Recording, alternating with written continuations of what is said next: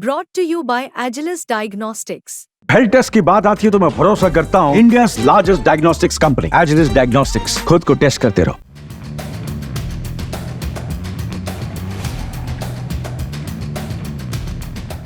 तिरुपति बालाजी के प्रसाद को लेकर इस वक्त भारी बवाल मचा हुआ है।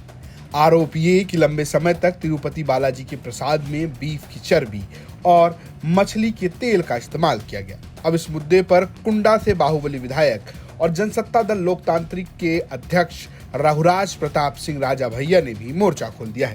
राजा भैया ने अपने सोशल साइट एक्स पर पोस्ट करते हुए लिखा, श्री तिरुपति बालाजी के प्रसाद में बीफ चर्बी और मछली का तेल मिलाया जाना असंख्य हिंदू श्रद्धालुओं की आस्था के साथ जघन्य अपराध है जो जानबूझकर किया गया है। इसका एक ही अस्थायी निदान है, हिंदू मंदिरों की शुचिता बनाए रखने के लिए उन्हें अविलंब सरकारी नियंत्रण से मुक्त किया जाना चाहिए।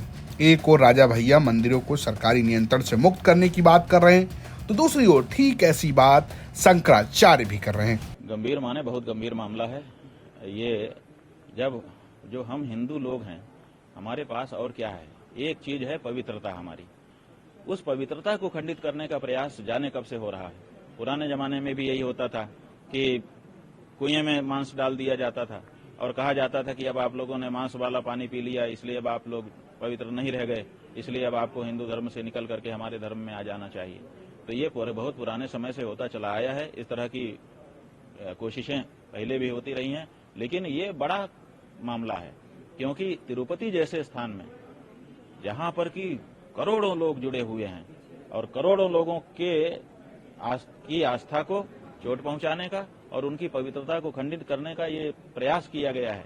इसलिए ये कोई सामान्य मामला नहीं है, दुर्लभ मामला है और इसमें तत्काल जांच होकर के तत्काल दोषी को सामने लाया जाना चाहिए और उसको कठोर दंड दिया जाना चाहिए।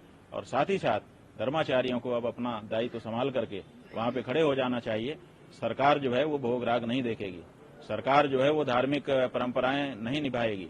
सरकारी कर्मचारी जो है वो धर्मनिरपेक्षता की शपथ ले चुके हैं, जो नेता हैं मंत्री हैं वो धर्मनिरपेक्षता की शपथ ले चुके हैं। धार्मिक परिसर में व्यवस्था करने का उनको नैतिक अधिकार ही नहीं है और अब तो इस तरह की घटना हो जाने के बाद वो बिल्कुल खत्म हो गया।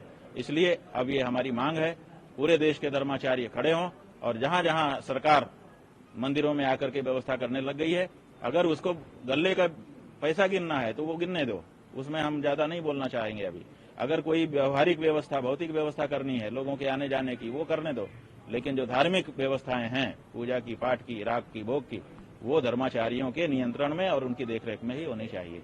दरअसल ये पूरा विवाद आंध्र प्रदेश के मुख्यमंत्री चंद्रबाबू नायडू के एक बयान से शुरू हुआ।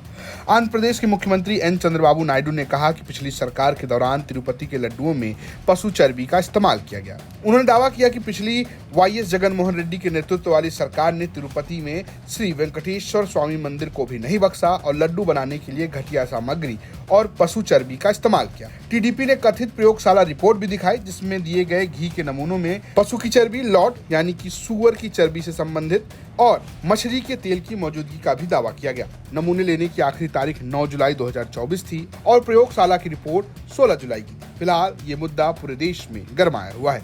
ब्यूरो रिपोर्ट यूपी तक।